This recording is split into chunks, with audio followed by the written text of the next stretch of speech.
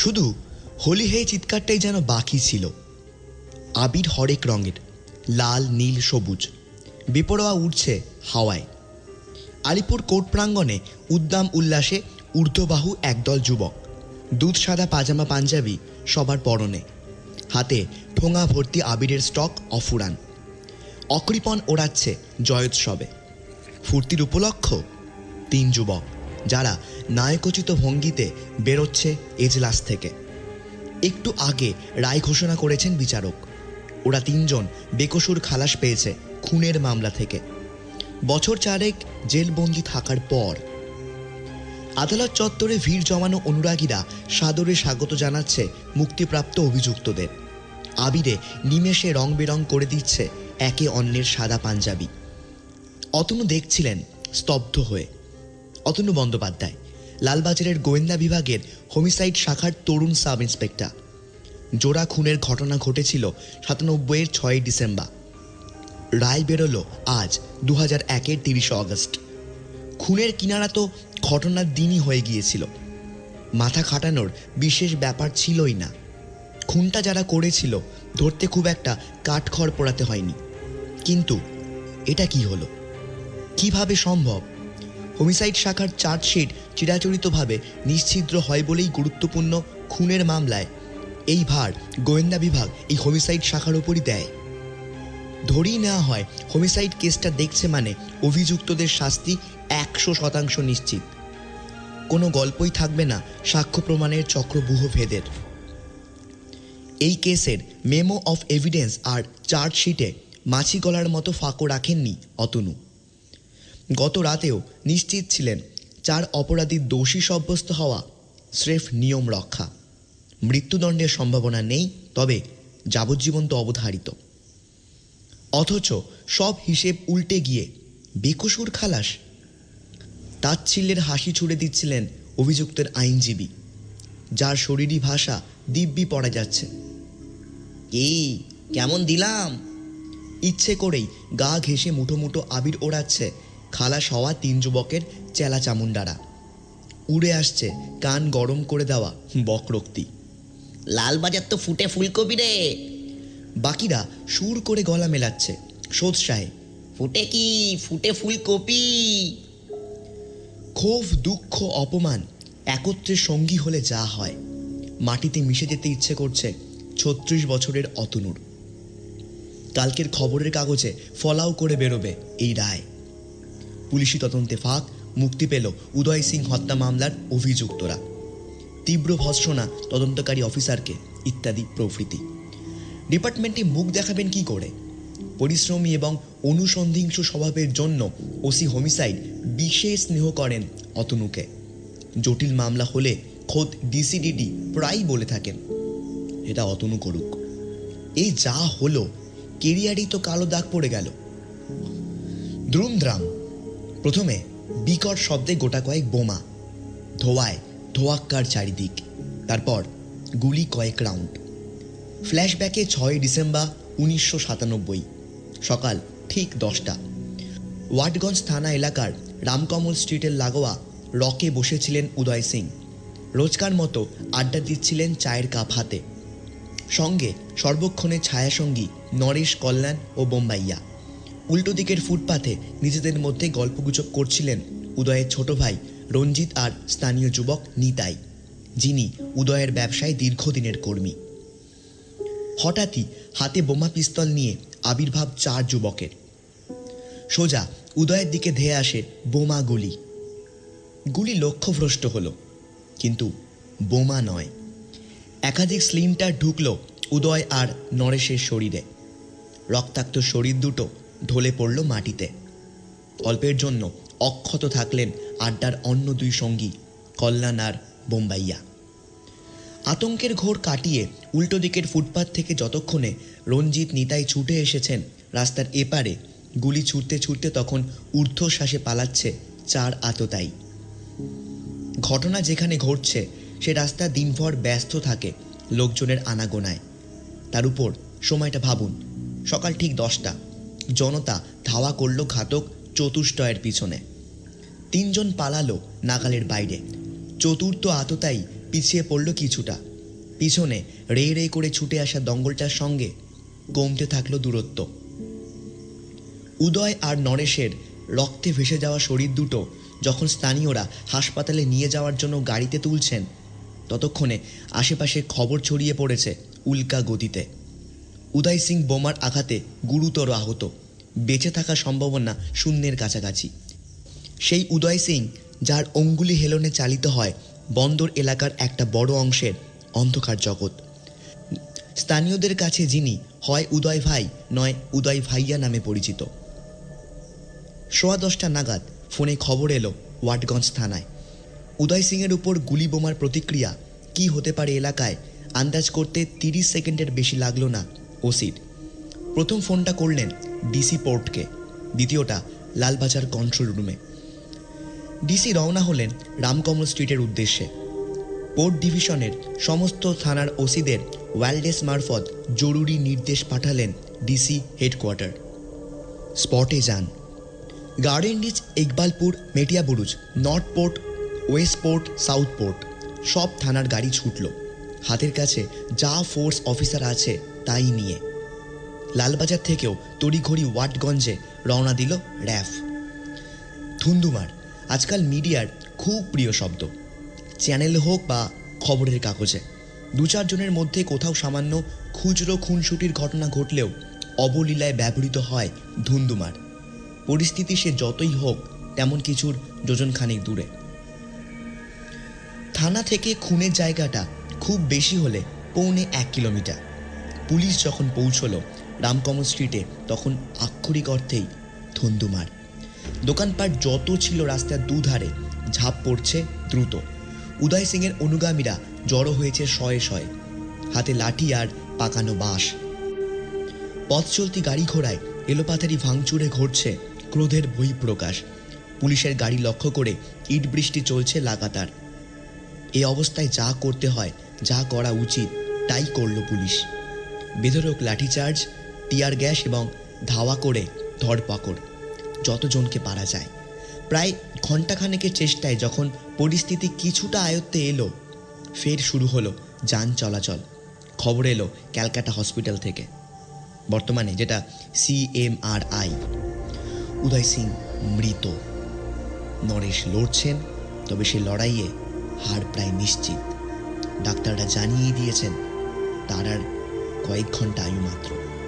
ওয়াটগঞ্জ থানা, case number 275, তারিখ 6 December 1997।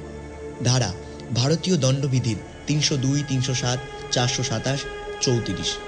খুন, খুনের চেষ্টা, সম্পত্তির ক্ষতি এবং একই অপরাধের উদ্দেশ্যে একাধিকের সম্মিলিত পরিকল্পনা। 25AB, 27 অস্ত্র আইন, 3 এবং 5 বিস্ফোরক পদার্থ আইন। দুষ্কৃতীদের গোষ্ঠীদ্বন্দ্বের পরিণতিতে গুলি, বোমাবাজি এবং খুন। ঘটনা আজ থেকে 21 বছর আগের এবং একেবারেই অভূতপূর্ব নয়। দুষ্কৃতীদের এলাকা দখলের লড়াইয়ে এমন ঘটনা এর আগেও ঘটেছে, পরেও ঘটেছে। উপরন্তু এ মামলাতে প্রথাগত রহস্য নেই, কিনারা পর্বে নেই মস্তিষ্কের কসরত। তবু এই কাহিনী বহু আলোচিত কলকাতা পুলিশের ইতিহাসে।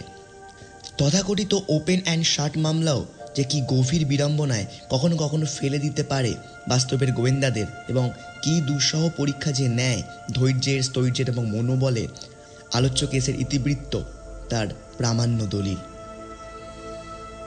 ঘটনায় ফিরি। যেমন ভাবা গিয়েছিল, উদয়ের সঙ্গী হলেন আহত নরেশও। মারা গেলেন বিকেল 4:15 নাগাদ। ময়না তদন্তে নতুন কিচ্ছু পাওয়া গেল না। রুটিন কাটা ছেঁড়ার পর রুটিন রিপোর্ট, শরীরের বিভিন্ন অংশে স্লিন্টারের আঘাতে মৃত্যু। মারমুখী জনতাকে হটিয়ে দিয়ে যখন এলাকার দখল নিয়েছে পুলিশ, খবর এলো কাছেই মণিময় ব্যানার্জি রোডে গুরুতর জখম অবস্থায় পড়ে আছে এক যুবক। ওসি ছুটলেন। ড্রেনের ধারে মুখ থুবড়ে পড়ে থাকা যুবকের শার্ট রক্তে মাখামাখি। পাশে একটা দেশি রিভলভার পড়ে আছে। তুলে দেখা গেল সেমি লোডেড। চেম্বারে এখনও 3 রাউন্ড গুলি আছে। স্থানীয় মানুষ এসব ক্ষেত্রে এতটাই ভীত সন্ত্রস্ত হয়ে পড়েন যে মুখ খুলতেই চান না। যাকেই জিজ্ঞেস করা হোক কাটা রেকর্ডের মতো বাজতে থাকে।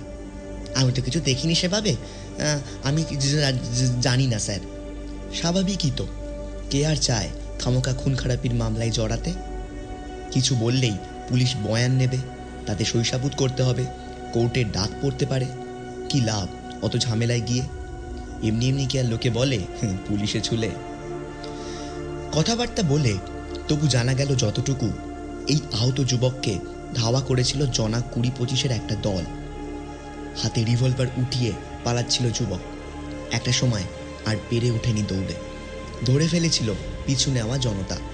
কিল ঘুষি লাথি কিছুক্ষণ চলেছিল, যা খুশি যেমন খুশি। কৌতূহলী স্থানীয় মানুষের ভিড় বাড়তে থাকলে ওই অবস্থায় যুবককে ফেলে রেখে উধাও হয়ে যায় ওই 20-25 জন। রক্তপাত হয়েছে প্রচুর, তবে যুবক তখনও বেঁচে। গাড়িতে করে হাসপাতালে নিয়ে যাওয়া হলো, তবে তার আগেই জানা হয়ে গেছে তার পরিচয়। ওসি এক ঝলকেই তাকে চিনে ফেলেছিল। এর নাম বাদল মুখার্জি। বেহালার পাঠকপাড়ায় বাড়ি। খিদিরপুর এলাকায় একটা দোকান আছে। আগে একাধিকবার ধরা পড়েছে তোলাবাজি মারদাঙ্গার অভিযোগে। উদয়ের বিরোধী গোষ্ঠীর মস্তানদের মধ্যে এই বাদল বরাবরই প্রথম সারিতে। নির্ঘাত উদয়কে যারা মারতে এসেছিল তাদের মধ্যেই ছিল। পালাতে পারেনি, মার খেয়েছে বেধড়ক। মরেই যেত আর একটু হলে। অবশ্য চোটাঘাতের যা অবস্থা, মরে যে যাবে না গ্যারান্টি নেই কোনো। বাদল পালাতে পারেনি, কিন্তু যারা পেরেছে তারা কারা, কোথায় পালালো? এসব প্রশ্নের উত্তর পাওয়া নিয়ে চিন্তিত দেখাচ্ছিল না ওসিকে। দিনের আলোয় মেরেছে, পালানোর সময় একজন গণপিটুনিতে হাসপাতালে, অন্যদের নাম জানা যাবে না, এটা আবার হতে পারে নাকি? এবং জানার পর গ্রেপ্তার তো স্রেফ সময়েরই ব্যাপার, গ্যাং ওয়ারের ঘটনায় যেমন হয়। খুনিরা পালিয়ে যাবেই বা কোথায়, আর গেলেই বা কতদিন? এখন ঢের বেশি জরুরি এলাকার আইন শৃঙ্খলার স্থিতাবস্থা। ফের যাতে গোলমাল না বাঁধে সেটা নিশ্চিত করা। কোথায় কোথায় পুলিশ পিকেট বসবে আগামী 7 দিন, টহলদারির গাড়ি কোথায় কোথায় নজর রাখবে বেশি, ওসি তৈরি করতে শুরু করলেন ব্লু প্রিন্ট। থানার এত কাছে গুলি বোমা খুন এমনিতেই লজ্জার, ফের একটা কিছু ঘটে গেলে চাকরি নিয়ে টানাটানি হওয়ার সম্ভাবনা।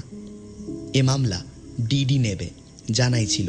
ডিটেকটিভ ডিপার্টমেন্টের সাব ইন্সপেক্টর অতনু বন্দ্যোপাধ্যায়কে ডেকে গোয়েন্দা প্রধান জানিয়ে দিলেন, কেসটা তুমিই করছো, ডিটেকশন তো হয়েই গেছে ধরে নাও, অ্যারেস্টগুলো যত তাড়াতাড়ি সম্ভব করে ফেলো। Atanu, I want a quick chargesheet and conviction at any cost. Right sir. Atanu মাথা নেড়ে বেরিয়ে আসেন ঘর থেকে। আপাতত প্রথম কাজ উদয় সিংয়ের ঠিকুজি কুষ্টি একটু ঝালিয়ে নেওয়া। অপরাধ জগতে পরিচিত নাম, গুন্ডা দমন শাখায় খুঁজলেই পুরনো রেকর্ড পাওয়া যাবে নিশ্চিত। উদয় সিং 3 ভাইয়ের মধ্যে মেঝো। সংগ্রাম, উদয়, রঞ্জিত 3 ছেলেকে নিয়ে বছর 25 আগে বাবা ছোটু সিং উত্তরপ্রদেশ থেকে কলকাতায় চলে এসেছিলেন জীবিকার খোঁজে। ছোটু কলকাতা পোর্ট ট্রাস্টে কাজ জুটিয়ে নিয়েছিলেন ঠিকা শ্রমিকের। 3 ছেলেকে ভর্তি করে দিয়েছিলেন স্কুলে। সংগ্রামের পড়াশোনা বেশি দূর এগোয়নি। রঞ্জিত তুলনায় বেশি মনোযোগী ছিল লেখাপড়ায়। উদয়ের অবশ্য তীব্র বিরাগ ছিল বই খাতার প্রতি। পাড়া বেপাড়ার ফুটবল খেলে বেড়ানো, সন্ধেবেলায় গঙ্গার ধারে বসে বিড়ি সিগারেট চোলাই আর পয়সা কড়ি জুটিয়ে এলাকার সিনেমা হলে নুন শোয়ে অ্যাডাল্ট ফিল্মের আঁচ পোহানো। মোটামুটি এই ছিল উদয়ের কিশোর বেলা। বড় ছেলে সংগ্রামের বয়স যখন বছর 20-22, পরিচিত একজনকে বলে কয়ে ফ্যান্সি মার্কেটের একটা দোকানে হেল্পারের কাজে লাগিয়ে দিলেন ছোটু সিং। বেকার ঘুরে বেড়াচ্ছে, কিছু তো কাজকর্ম করুক, সে মাইনে যত কমই হোক। সংগ্রাম ক্রমশ টাকা জমিয়ে বছর কয়েকের মধ্যে ফ্যান্সি মার্কেটে একটা দোকান চালু করলেন। নিজের মতোই থাকতেন, ভাইদের সঙ্গে বিশেষ যোগাযোগ ছিল না। উদয়ের জন্য ছোট্টু সিং কাজ দেখলেন গুলমোহর ঘাটের ফুলপট্টিতে। সাপ্লাই যখন আসবে ট্রাক থেকে দোকানে মাল নামানোর কাজ। উদয় কাজে গেল সুবোধ বালকের মতো। সন্ধেবেলা বাড়ি বয়ে এসে মালিক জানিয়ে দিয়ে গেল ছোটু সিংকে, কাল থেকে ওর আর আসার দরকার নেই, ওকে পাঠাবেন না ছোটবাবু। কেন? আপনার ছেলে অত্যন্ত বেয়াদব। ফুলের ডালা নামানোর সময় ট্র্যাকের হেল্পারের সঙ্গে সামান্য কারণে তর্ক করে। মা বাবা তুলে যা তা গালাগালি করেছে, হেল্পারের গায়েও হাত তুলেছে। ওকে আমি আর কাজে রাখবো না। ছোটু সিং বিস্তর বকাঝকা করলেন উদয়কে। সে বিন্দুমাত্র বিচলিত হলো না বাবার গালমন্দে। 18 বছরের উদয় ততদিনে বিশ্বাস করতে শুরু করেছে এসব 2 পয়সার খালাসির কাজ তার জন্য নয়। কে খাটবে এত ফাইফরমাস? অনেক বড় মাঠ পড়ে আছে তার খেলার জন্য। খেলার নিয়মগুলো শুধু ভালো করে জেনে নিতে হবে। বড় মাঠ বলতে কলকাতা বন্দর, খেলা বলতে লোহার ছাটের নিলাম, নিয়ম বলতে সিন্ডিকেটের প্যাচ পয়জার। না ছিল পড়াশোনার বালাই, না ছিল কাজকর্ম। হাতে যে অঢেল সময় থাকতো তার অনেকটাই উদয় কাটাতো ডক এলাকায়। সে অবাক হয়ে দেখত লোহার ছাট নিলামের দিনের সপ্তাহখানেক আগে থেকে কিভাবে রাতারাতি বদলে যেত জাহাজের আসা যাওয়া আর রুটিন মাফিক মাল খালাসের রোজকার শান্ত ছবিটা। এলাকায় টেনশনের গন্ধ পেতে ঘ্রাণশক্তি প্রখর হওয়ার প্রয়োজনই পড়ত না। গলায় চেন, হাতে বালা, শরীরে উল্কি, চোখে রোদ চশমা, চন্ডামার্কা চেহারার যুবকদের বাইরে সফর যেন হঠাৎই বেড়ে যেত এলাকায়। লক্ষ্য করত উদয়, কখনো আসলাম ভাইয়ের ছেলেরা এলাকা দাপিয়ে বেড়াচ্ছে, কখনো জিতেন্দর ভাইয়ের লোকজনকে বাইক নিয়ে দেখা যাচ্ছে যত্রতত্র। বাইক আরোহীদের কোমরের কাছে যেটা উঁচু হয়ে আছে সেটা কি বুঝতে বুদ্ধি খরচ করতে হতো না উদয়ের। যত এগিয়ে আসত নিলামের দিন, রাত বাড়লেই ইতিউতি আওয়াজ পাওয়া যেত বোমাবাজির, এমনকি গুলিরও। নিলামের পরদিন সব শান্ত হয়ে যেত ভোজবাজির মতো। বন্দর এলাকার প্রতিটা গলিঘুচি চিনে যাওয়া উদয় দেখত কোনো না কোনো জায়গায় মোচ্ছব চলছে যুদ্ধ জয়ের। বিদেশি মদের ফোয়ারা ছুটছে, উড়ে যাচ্ছে দেদার মুরগি মাটন। ঝা চকচকে গাড়ি এসে রাতের দিকে থামছে ঠেকের সামনে, ভাইদের গাড়ি। কখনো সে ভাইয়ের নাম আসলাম, কখনো জিতেন্দর, কখনো আনোয়ার, কখনো বা রামাধীর। আসর জমে উঠছে ফের সুর আর সুরায়। রাত গভীর হলে হুশ করে বেরিয়ে যাচ্ছে গাড়ি, ব্রুম শব্দে স্টান্ট দিয়ে ছুটছে বাইকের সারি। কোথায় যাচ্ছে ওরা এত রাতে? কানাঘুষ হয়ে শুনত উদয়, গন্তব্য নাকি সোনাগাছি, যেখানে রাত যত বাড়ে তত নাকি রঙিন হয় দুনিয়া, সুন্দরীদের মেহফিল বসে। বাড়ি ফিরতে ফিরতে উদয় ভাবত, আহ, এই তো জীবন, জিন্দেগি হতো ऐसा। সিনেমায় যা দেখে থাকি আমরা সচরাচর। এরপর অন্ধকার জগতের মোহে আচ্ছন্ন এই জাতীয় ছেলেরা নজরে পড়ে যায় কোনো এক ডনের, কোনো এক ভাইয়ের। তারপর ক্রমশ নিজের যোগ্যতায় ভাইয়ের বিশ্বাসভাজন হয়ে ওঠা, দায়িত্ব আর ক্ষমতা দুইয়ের পরিধি স্বাভাবিক নিয়মে বাড়তে থাকা, এবং একটা পর্যায়ের পর উচ্চাকাঙ্ক্ষা নিজেই ভাই হয়ে ওঠার, তৈরি করে ফেলা নিজস্ব অনুগামীদের বলয়, যার ছত্রছায়ায় বেড়ে হয়ে ওঠা তাকেই চ্যালেঞ্জ ছুড়ে দেওয়া। তারপর মাছ সন্ন্যায়। ছোট মাছ যে বড় হয়ে গেছে সেটা বড় মাছ যতক্ষণে বুঝতে পারে ততক্ষণে দেরি হয়ে গেছে বেশ খানিকটা। শুরু হয়ে গেছে শেয়ানে শেয়ানে টক্কর, যেখানে দয়া মায়ের জায়গা নেই, নেই নীতি নিয়মের বালাই, আছে শুধু জোরজার মুল্লুকতারের আপ্তবাক্য। রামগোপাল বর্মার কোম্পানি সিনেমার সেই গানটাই এ দুনিয়ার রিংটোন, সব গান্দা হ্যায় পর ধান্দা হ্যায় ইয়ে। সিনেমা এক আর বাস্তব আরেক। তবে এটা স্বীকার্য, ফিল্মের প্রয়োজনে আমদানি করা নাটকীয়তার উপাদানগুলো বাদ দিলে বাস্তবের উদয়ের উত্থানের চিত্রনাট্য মোটামুটি একই রাস্তা ধরে হাঁটে। পুলিশ রেকর্ডস ঘেটে উদয়ের কোনো গডফাদারের খোঁজ অতনু পেলেন না বটে, কিন্তু একটা রেখাচিত্র পাওয়া গেল 8-এর দশকের মাঝামাঝি থেকে বন্দরের এলাকার অপরাধ জগতে উদয়ের উল্কা সদৃশ্য উত্থানের। গার্ডেন রিচ এলাকায় তুমুল মারদাঙ্গায় জড়িয়ে পড়েছিল উদয় 22 বছর বয়সে, এবং তখনই তার প্রথম হাজত দর্শন। বছরখানেকের মধ্যেই দোলের দিন ক্লাবে ক্লাবে মারামারি আর বোমাবাজিতে নেতৃত্ব দিয়ে ফের শ্রীঘরে কিছুদিন। জামিন পাওয়ার কিছুদিনের মধ্যেই কলকাতা পোর্ট ট্রাস্টের এক শ্রমিক নেতাকে ভর দুপুরে গুলি করে খুনের চেষ্টা। এবার চেষ্টা নয়, সরাসরি খুনই এর বছরখানেক পরে। 1.5 বছর হাজতবাসের পর জামিনে মুক্তি, প্রভাব খাটিয়ে মামলাকে সময়ের হিমঘরে ঢুকিয়ে দেওয়া, ক্রমে ঢুকে পড়া লোহার ছাটের সিন্ডিকেটে, বাহুবলে কায়েম করা দাদাগিরি, হু হু করে সংখ্যা বেড়ে যাওয়া অনুগামীর এবং উদয় সিং থেকে উদয় ভাই হয়ে ওঠা। হিন্দি ছবির ভাষায় এলাকার বেতাজ বাদশা। লম্বায় প্রায় 6 ফুট, পাথরে কোদা শরীর, চওড়া কপাল, ছাকড়ানো চুল। 12 মাস 365 দিন একই পোশাক, ধবধবে সাদা শার্ট এবং প্যান্ট।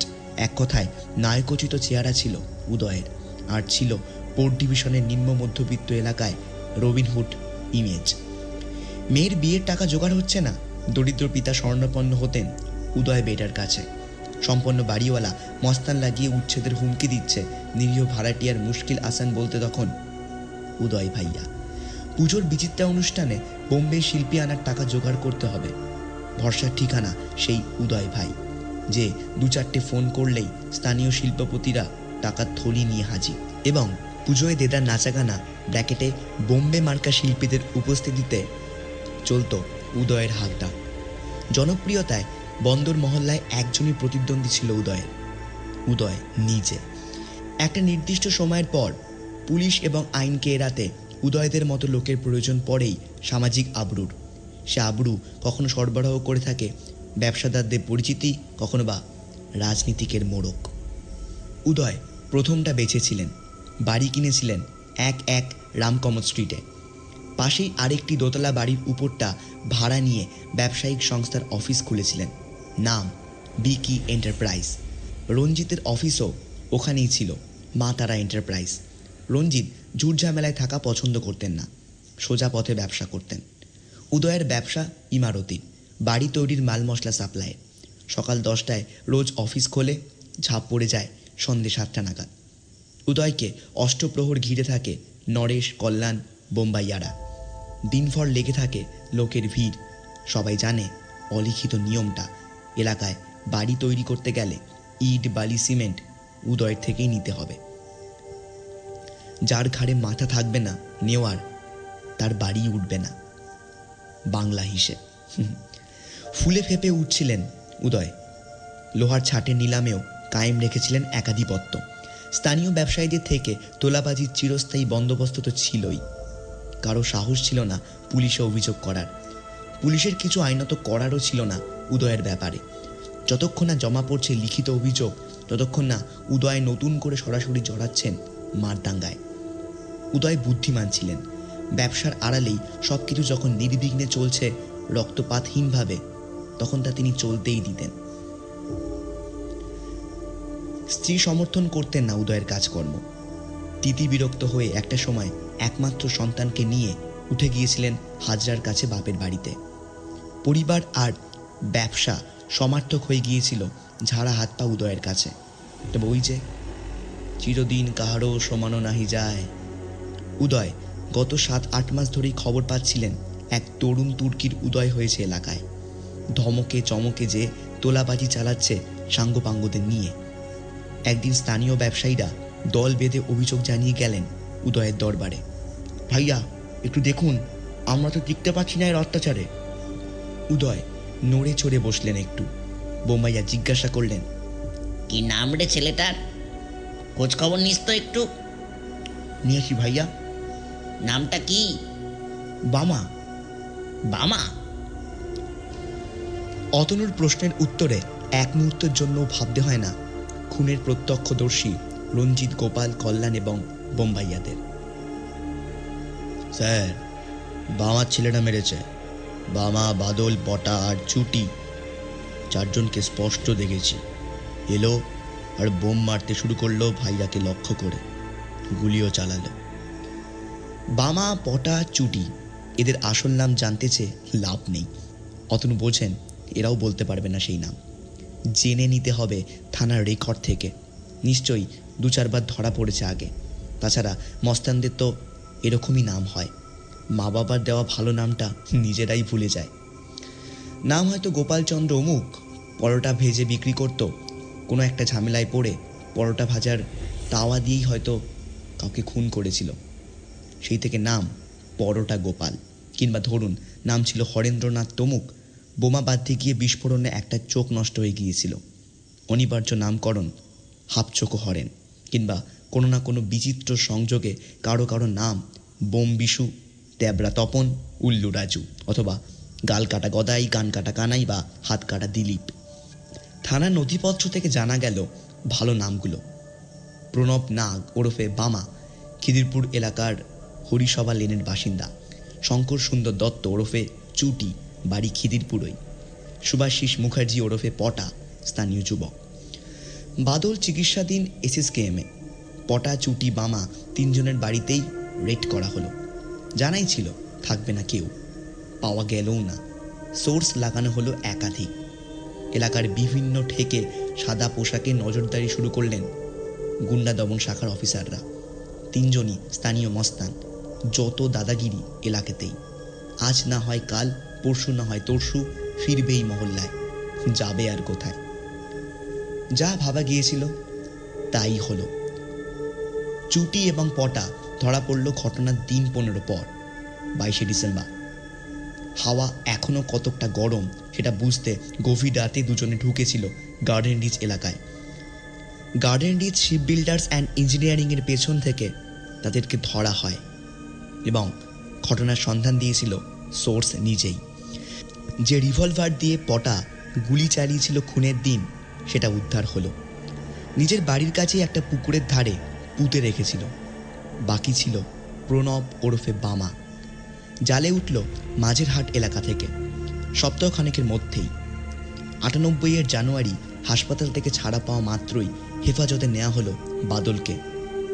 সম্পন্ন হলো গ্রেপ্তারি পর্ব। খুনের কারণ জেরায় জানা গেল বামার নেতৃত্বে পটা, চুটি, বাদল এবং আরও বেশ কয়েকজন যুবক বছরখানেক হলো নিজেদের গ্যাং তৈরি করেছিল। যে গ্যাংয়ের মূল উদ্দেশ্যই ছিল উদয়ের একছত্র রাজ্যপাটে ভাগ বসানো। মাস 6 আগে পোর্টের মালপত্র সরবরাহের একটা বড় অঙ্কের টেন্ডার হয়। এসব টেন্ডারে উদয়ের অর্ডার পাওয়াটা নিয়মে দাঁড়িয়ে গিয়েছিল এতদিন। নিয়মের ব্যতিক্রম ঘটিয়েছিল বামা বাহিনী। তারাও টেন্ডার ফর্ম তুলেছিল, সমানে সমানে লড়েছিল। অর্ডার শেষ পর্যন্ত উদয়ের টিমই পেয়েছিল, কিন্তু গোকুলে যে প্রতিদ্বন্দ্বীরা বেড়ে উঠছে সে ইঙ্গিত পেয়ে গিয়েছিলেন উদয় ভাইয়া। সে রাতেই উদয় স্বয়ং দলবল নিয়ে বামার বাড়ি গিয়ে শাসিয়ে এসেছিলেন। এই দুঃশাসন যেন আর না হয়, মনে রেখো এই বন্দর চত্বর শুধু উদয় ভাইয়ার। ভয় পাওয়া তো দূরের কথা, আরও ঘোরতর দুঃসাহস দেখিয়েছিল পটা, চুটি, বাদলরা। পরদিন বিকেলে উদয় তখন অফিসে অনুপস্থিত। সদল বলে হানা দিয়েছিল রামকমল স্ট্রিটে। অফিসে যারা ছিল তাদের সামনে পিস্তল উঁচিয়ে হুমকি দিয়েছিল, ভাইয়াকে বলে দিস সে জামানা আর নেই, তোরা থাকলে আমরাও থাকব। কে কবে মাছের চারা ছাড়বে তার ভরসায় পুকুর কাটবো না, এইটা বলে দিস তোদের ভাইয়াকে। এ হুমকির পাল্টা প্রত্যাঘাত কেন উদয় করেননি শক্তির বিচারে এগিয়ে থাকা সত্ত্বেও আন্দাজ করতে পেরেছিলেন অতনু। মারপিট, খুন জখমে জড়িয়ে ফের পুলিশি ঝামেলায় পড়তে চাননি তিনি। লোক লাগিয়ে শায়েস্তা করতে পারতেন বামাদের ইচ্ছে করলেই। করেননি কারণ জানতেন শেষ পর্যন্ত নাম জড়াবেই। অন্য চাল চেলেছিলেন। নিজে থানায় গিয়ে পুলিশের কাছে লিখিত অভিযোগ জানিয়ে এসেছিলেন পটাদের নামে, যে খবর আরও খেপিয়ে তুলেছিল বামা পটার দলবলকে। চাপা টেনশন একটা ছিলই, যা তুঙ্গে উঠেছিল দিন 10 আগে। উপলক্ষ আরেকটা টেন্ডার। দুপক্ষই ফর্ম জমা দিয়েছিল, কিন্তু বামা পটা খবর পেয়েছিল উদয় পোর্ট ট্রাস্টের উপর মহলে কলকাঠি নেড়েছেন, যার ফলে বামাদের জমা দেওয়া ফর্ম বাতিল হতে চলেছে টেকনিক্যাল কারণ দেখিয়ে। ফের বামা, পটা, চুটি, বাদল শটান উদয়ের অফিসে গিয়েছিল। এবারও এমন একটা সময় যখন উদয় অফিসের বাইরে। অ্যাকাউন্টেন্টের কপালে রিভলভার ঠেকিয়ে বামা ঠান্ডা গলায় বলেছিল, আমাদের টেন্ডার যদি বাতিল হয়ে যায় তোর ভাইয়াকে পেতে দেব না। পরের বার যখন আসব চেম্বার খালি করে দিয়ে যাব, মনে রাখিস। উদয় শুনেছিলেন সব, খুব গুরুত্ব দেননি। ভেবেছিলেন রক্ত গরম, তাই ছেলেগুলো একটু বেড়ে খেলছে। থানায় ফের ডায়েরি করেছিলেন নিতাইকে দিয়ে। পুলিশ রেড করেছিল বামার গ্রুপের প্রত্যেকের বাড়িতে, পায়নি কাউকেই। সেই রেইডের 7 দিন পরই দুঃসাহসিক উদয় হত্যা। অক্লান্ত পরিশ্রমে 3 মাসের মধ্যেই চার্জশিট পেশ করেছিলেন অতনু বন্দ্যোপাধ্যায়। রঞ্জিত, নিতাই, কল্যাণ, বোম্বাইয়া প্রত্যক্ষদর্শী ছিল খুনের। ঘটনাস্থলের পাশেই ছিল দক্ষিণ ভারতীয় খাবারের একটা দোকান। সেই দোকানের কর্মী বাচ্চুও দেখেছিল ঘটনাটা। ঘটনাস্থলের কাছেই আগ্নেয়াস্ত্র সহ বাদলের গণপিটুনিতে আহত হওয়ার প্রমাণ তো ছিলই। উদয়ের সঙ্গে অভিযুক্তদের পুরনো শত্রুতা এবং অফিসে এসে হুমকির উল্লেখ ছিল চার্জশিটে। মোটিভ এবং পারিপার্শ্বিক প্রমাণ হিসেবে এটাকেই দেখানো হয়েছে। অনেক জটিল খুনের মামলার তদন্তের অভিজ্ঞতা ছিল অতনুর। সে তুলনায় এটা ছিল ঢের বেশি সরল, সোজা সাপটা। চার্জশিট জমা দেওয়ার সময় ভেবেছিলেন কনভিকশন নিশ্চিত, কিন্তু ভুল ভেবেছিলেন। তদন্ত প্রক্রিয়া একটা বৃত্তের মতো, যে বৃত্তের 3টে অংশ। প্রথমে ঘটে যাওয়া অপরাধ, দ্বিতীয় অপরাধটা কিভাবে ঘটলো, কেন ঘটলো, কে ঘটালো, তার অনুসন্ধান এবং অপরাধীকে চিহ্নিত করা। লিখলাম বটে অপরাধী, আসলে তা অভিযুক্ত। যতক্ষণ না আদালতের বিচারে দোষী সাব্যস্ত হচ্ছে ধৃত, অভিযুক্তের গায়ে তকমা লাগানো যায় না অপরাধী। এখানেই বৃত্তের 3য় অংশের প্রবেশ। সাক্ষ্য প্রমাণ একত্রিত করে পেশ করা চার্জশিট এবং বিচার পর্বের চাপানুতর। আদ্যন্ত রসকসীন এই 3য় অংশটা। তদন্ত পর্বে পুলিশের কাছে বয়ান দেওয়ার সময় যে যা বলেছিলেন, বিচার পর্বে তার অর্ধেকের বেশি সাধারণত মনেই থাকে না সাক্ষীর। কারণ পুলিশকে বয়ান আর আদালতের সাক্ষ্যদানের মধ্যে সময়ের ব্যবধান থাকে অনেক। 2-3 বছর গড়িয়ে যায়, কখনো কখনো কখনো তার চেয়েও ঢের বেশি। বিচারের সময় যখন দিন ধার্য হয় কোনো সাক্ষীর সাক্ষ্যদানের, তদন্তকারীকে খেয়াল রাখতে হয় 2 বয়ান যেন মিলে যায় হুবহু, অসঙ্গতি যেন না থাকে। মনে করিয়ে দিতে হয়, তখন কিন্তু আমাদের এই বলেছিলেন। আগাগোড়াই যোগাযোগ রাখতে হয় সাক্ষীদের সঙ্গে, সে যে যেখানেই থাকুক। আরও ঝক্কি আছে হাজার। চার্জশিট জমা করার সময় যে সাক্ষীদের সত্যনিষ্ঠ মনে হয়, তাদেরই কেউ কেউ বিচার পর্বে উল্টো গাইতে শুরু করে। প্রভাবিত হয়ে পড়ে তদন্ত আর বিচারের মধ্যবর্তী সময়। এমনও দেখেছি আমরা, চার্জশিট দেওয়া আর সাক্ষ্যদান শুরু হওয়ার মধ্যে মূল সাক্ষীর সঙ্গে বিয়ে হয়ে গেছে প্রধান অভিযুক্তের বোনের। এখন সাক্ষী যে শ্যালকের বিরুদ্ধে বিরূপ সাক্ষ্য দেবে না, জানা কথাই। গোদের ওপর বিস্ফোরা হয়ে দেখা দেয় পদ্ধতিগত বিলম্ব। যে ডাক্তার কলকাতায় পোস্টমর্টেম করেছিলেন ঘটনার পর, তিনি হয়তো মাঝের বছরগুলোই বদলি হয়ে গেছেন প্রত্যন্ত কোনো জেলায়। আসতে পারলেন না সাক্ষ্যদানের নির্দিষ্ট দিনে। পরের দিন ধার্য হলো মাস 2 পরে। আর জটিল মামলায় সাক্ষীর সংখ্যা তো থাকে ন্যূনতম 50-60। প্রত্যেকের সাক্ষ্য, বাদী বিবাদী পক্ষের উকিলের জেরা, সময় লাগে। দিন যায়, মাস যায়, বছর যায়। বস্তুত বছরের পর বছর যায়। ধৈর্যের ফিক্সড ডিপোজিট ভাঙতে ভাঙতে পুঁজি একসময় তলানিতে এসে ঠেকে। তবু মাঠ ছাড়া যায় না। পুরো প্রক্রিয়াটায় লেগে থাকতে হয় শেষ বাঁশি বাজা পর্যন্ত। কিনারার কেরামতি অর্থহীন যদি না দোষী সাব্যস্ত করা যায় অপরাধীকে। বিচারে যদি ছাড়া পেয়ে যায় অভিযুক্ত, দিনের শেষে হাতে পেন্সিলও পড়ে থাকে না। ব্যাপারটা হয়ে দাঁড়ায় প্রি টেস্টে স্টার মার্কস, টেস্টে সব সাবজেক্টে লেটার, কিন্তু মাধ্যমিকে গিয়ে কম্পার্টমেন্টাল। 30 অগস্ট 2001, যেদিন রায় বেরোলো। আদালত চত্বরে ঢুকেই খটকা লাগে অতনুর। সাদা পাঞ্জাবি পাজামা পরা একদল যুবকের জটলা এজলাস কক্ষের বাইরে। চেহারায় উগ্রতা, হইচই আড্ডা দিচ্ছে অভিযুক্তদের আইনজীবীর সঙ্গে। বুঝতে অসুবিধা হয় না এরা বামার আশ্রয়পুষ্ট খুচরো মস্তান।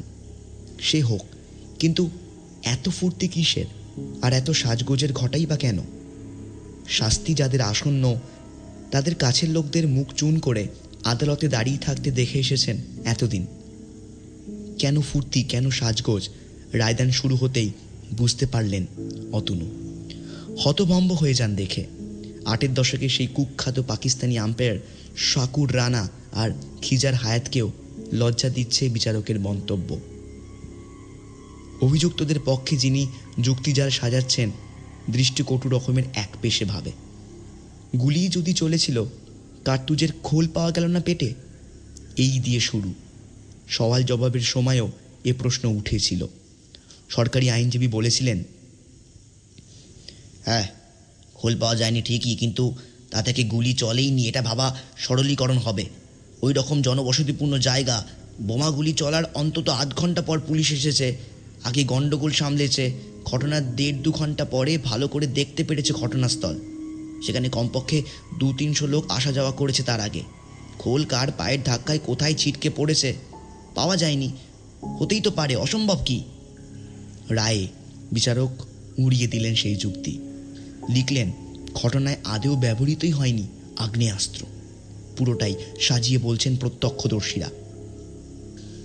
কেন সাজিয়ে বলবে? বিচারকের রায় যুক্তি, নিহিত স্বার্থের জন্যই নাকি বলবে। উদয়ের দলের সঙ্গে ব্যবসায়িক শত্রুতা তৈরি হয়েছিল বামার দলের। উদয়ের প্রতিদ্বন্দ্বী গ্রুপের ছেলেদের ফাঁসানোর এই সোনার সুযোগ হাতছাড়া করেনি রঞ্জিত, নিতাই এবং অকুস্থলে উপস্থিত উদয়ের অনুগামীরা। এদের বয়ানের উপর কোনোভাবেই নির্ভর করা চলে না। উদয়কে মেরেছে অন্য কোনো দল, অন্য আততায়ীরা, বামার দল নয়। আর উদয়ের যা পূর্ব ইতিহাস, শত্রু সংখ্যা অনেক হওয়াটাই স্বাভাবিক। খুনের মামলা চলছে এখনও উদয়ের নামে। এই লোক অনেকেরই টার্গেট হতে পারে। রঞ্জিত নিজের ভাই, আর নিতাই বহু বছরের কর্মী। প্রত্যক্ষদর্শী হিসাবে এদের সাক্ষ্য বিশ্বাসযোগ্য নয়। ধোসার দোকানের কর্মচারী বাচ্চু বিচার পর্বে হোস্টাইল উইটনেসের ভূমিকা নেওয়ায় সাজানো গল্পের তত্ত্বকে প্রতিষ্ঠিত করতে সুবিধে হয়েছিল বিচারকের। বাচ্চু পুলিশকে বলেছিলেন, অভিযুক্ত দেখলে চিনতে পারবেন। টেস্ট আইডেন্টিফিকেশন প্যারেডে বেমালুপ অস্বীকার করেছিলেন বামা চুটিদের চিনতে। অতনু অনেক পরে জানতে চেয়েছিলেন এই ভুল বদলের কারণ। বাচ্চু করজোড়ে জানিয়েছিলেন, উপায় ছিল না স্যার। সাক্ষ্য দেওয়ার আগের দিন বামার দলের ছেলেপুলেরা বাড়িতে এসে বলে গিয়েছিল, কোর্টে উল্টো সিধে বললে বাড়ি জ্বালিয়ে দেবে। কিন্তু গণপিটুনিতে রিভলভার সমেত বাদলের আহত হওয়া, এসএসকেএমে ডাক্তারদের কাছে বয়ান, আমাকে ধাওয়া করে প্রচণ্ড মেরেছে কিছু লোক, এই সব কিছুকেই নস্যাৎ করে দিলেন বিচারপতি। বলা হলো পুরোটা পুলিশ বানিয়েছে। না হলে পুলিশ বাদলের গণপিটুনির ব্যাপারে একজনও প্রত্যক্ষদর্শীকে আদালতে হাজির করাতে পারল না কেন? বাদল যেটা বলেছে বিচার পর্বে, এটাই বরং বিশ্বাসযোগ্য। পুলিশই কিনা কেস সাজাতে বাদলকে তার বাড়ি থেকে তুলে এনে মারধর করে রিভলভার গুঁজে দিয়ে। ডাক্তারের কাছে কি বয়ান দিতে হবে সেটা নাকি তারাই শিখিয়েছে। কথা না শুনলে পুরো পরিবারকে মিথ্যে কেসে জড়িয়ে দেবে বলে শাসিয়েছে। আসলে বাদল স্পটে ছিলই না, বামা পটা ছুটিও ছিল না। তাহলে কারা মারল উদয় আর নরেশকে? বিচারকের জবাব তৈরিই ছিল। এক ভদ্রলোকের সেলুন ছিল ঘটনাস্থলের ফুট 20 দূরে। চার্জশিটে তাকে সাক্ষী করেছিলেন অতনু। জেরার সময় অভিযুক্তদের আইনজীবী প্রচুর প্রশ্ন করেছিলেন নেহাতি সাদাসিধে সেলুন মালিককে। যার একটা প্রশ্ন এরকম ছিল, বোমের আওয়াজ যখন শুনেছিলেন তারপর কোনো গাড়ি যেতে দেখেছিলেন সেলুনের পাশ দিয়ে? কত গাড়ি তো যাতায়াত করে ওই রাস্তা দিয়ে প্রতি মিনিটে। উত্তরে ভদ্রলোক বলেছিলেন, হ্যাঁ, গাড়ি তো গেছিল, একটা বোমের আওয়াজও শোনা গিয়েছিল সেই সময়। কি আশ্চর্য! সব বাদ দিয়ে শুধু এই সাক্ষ্যকেই হাতিয়ার করে বিচারক রায় লিখলেন, আসলে অজ্ঞাত পরিচয় আততায়ীরা গাড়ি করে এসে বোমা মেরে পালিয়েছে। মিথ্যে কেস সাজিয়ে অভিযুক্তদের ফাঁসানোর অপচেষ্টার জন্য ভৎসনা প্রাপ্য তদন্তকারী অফিসারের। সুতরাং, after considering all the evidence, oral and documentary, I am of the view the prosecution has failed to prove that the accused person have committed the murder beyond reasonable doubt. বামা পটা চুটি বেকসুর খালাস, শাস্তি শুধু বাদলের অস্ত্র আইনে মাত্র 2 বছরের কারাদণ্ড। অতঃপর বেকসুর খালাস, আলিপুর কোর্টে আবির উৎসব এবং বাকরুদ্ধ অতনুর প্রতি যথেচ্ছ শ্লেষ বিদ্রুপ কটাক্ষ। লালবাজার ফুটে ফুলকপি। এতটাই হতোদ্যম হয়ে পড়েছিলেন অতনু, প্রায় ডিপ্রেশনে চলে যাওয়ার অবস্থা হয়েছিল। সাহস জুগিয়েছিলেন নগরপাল স্বয়ং। সিদ্ধান্ত হয়েছিল রায়ের বিরুদ্ধে হাইকোর্টে যাওয়ার। ফের শুরু হয়েছিল লড়াই, যে লড়াইয়ে ফের ধৈর্য বন্ধক রাখতে হয়েছিল। যে লড়াই স্থায়ী হয়েছিল প্রায় 5 বছরের কাছাকাছি। শেষমেশ হাইকোর্টের ডিভিশন বেঞ্চ 31 পাতায় রায়ে তুলোধনা করেছিলেন নিম্ন আদালতের রায়কে। স্পষ্ট ইঙ্গিত দিয়েছিলেন আগের রায় ছিল প্রভাবিত এবং পূর্ব নির্ধারিত। And we believe it will not be unfair on our part if we bring on record that appreciation of evidence done by the learned judge was, in fact, perverse and in a preconceived manner. বদলে গিয়েছিল রায়। অতনুর যুক্তিজাল পূর্ণ সমর্থন পেয়েছিল হাইকোর্টের বিচারকদের কাছে। যাবজ্জীবন কারাবাসে দণ্ডিত হয়েছিল 4 অভিযুক্ত। হাইকোর্টের রায় বেরিয়েছে একটু আগে। হাইকোর্ট তীব্র ভৎসনা জানিয়েছিল নিম্ন আদালতের বিচারককে। সেদিন হাইকোর্টের রায় যখন বেরোলো, অতনু বেরিয়ে আসছিলেন আদালত চত্বর থেকে। 4:45 বাজে তখন। বিকেল একটু একটু করে সন্ধ্যেকে জায়গা করে দিচ্ছে রেস রিহার্সেলের। গাড়ি ছেড়ে দেন অতনু। কতটাই বা দূরত্ব হাইকোর্ট থেকে লালবাজারের? মাথাটা হালকা লাগছে বহুদিন পর। হাঁটা যাক আজ। বেরোনোর মুখে শুনেছেন অভিযুক্তদের আইনজীবী বলছে সদম্ভে সুপ্রিম কোর্টে যাবেন। সে যান, আইনের উপর ভরসা ফিরে এসেছে আজকের রায়। যাক না ওরা সুপ্রিম কোর্টে, যাক না। সুপ্রিম কোর্ট সম্পূর্ণ সহমত পোষণ করেছিল হাইকোর্টের রায়ের সঙ্গে। ফের সমালোচিত হয়েছিল নিম্ন আদালতের বিচার। বলা হয় justice delayed is justice denied. ন্যায় বিচারে দেরির অর্থ ন্যায় থেকে বঞ্চিত হওয়ায়। ভুল। এই মামলার চূড়ান্ত পরিণতিতে মনে হয়েছিল অতনুর। বর্তমান গোয়েন্দা বিভাগের অ্যাসিস্ট্যান্ট কমিশনার অতনু। দেরি হয়েছিল, অনেকটাই দেরি হয়েছিল ঠিকই, কিন্তু ন্যায় বিচার থেকে বঞ্চিত হতে হয়নি শেষমেশ। বহু চড়াই উতরাইয়ের পর মিলে গিয়েছিল অপরাধ আর শাস্তির হিসেব। এটাই মনে হয়েছিল অতনুর। কেউ না কেউ বোধ হয় সবার অলক্ষ্যে জীবনের পাওনা গন্ডার ব্যালেন্স শিটে নজর রাখেন আগাগোড়া। দিনের শেষে সব মিলিয়ে দেবেন তিনি। মেলাবেন তিনি, মেলাবেন। আর এখানেই শেষ হচ্ছে আজকে আমাদের গল্প মেলাবেন তিনি, মেলাবেন। গল্পের লেখক